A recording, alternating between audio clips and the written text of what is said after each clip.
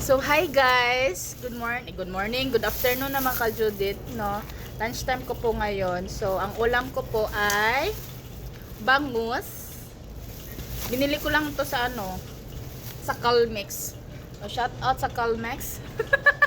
tag 100 lang yung bangus nila. Tapos yung rice is 20.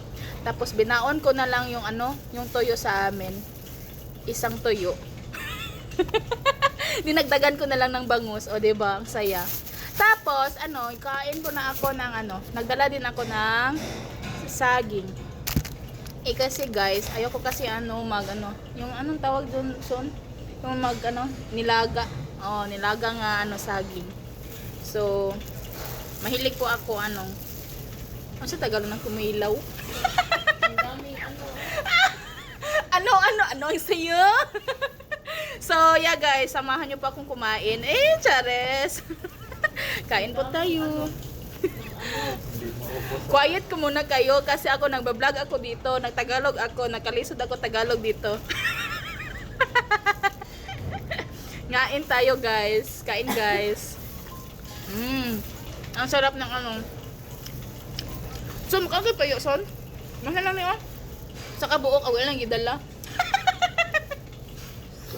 Kumakaon ka. Sayang kasi kaya dinalan ko na yung toyo. Why, sayang? May background music. Maglinog na. Ganda mo sa palingin. Sana all. Ito yung sili guys,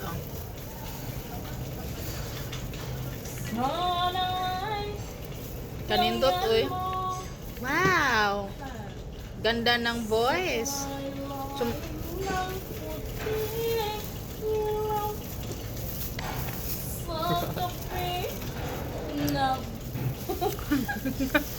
Alam nyo guys, pasansaan nyo na yung background music ko. Wala kasi siya tulog.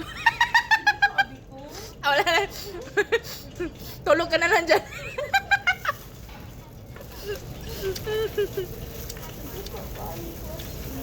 Tulog ka na lang dyan, Ma'am Shi. Kain, guys.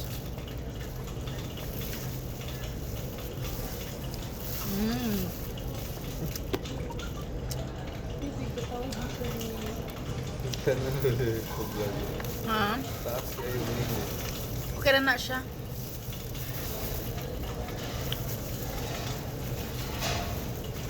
Mas nindot na ang long form kaysa short form. Diba?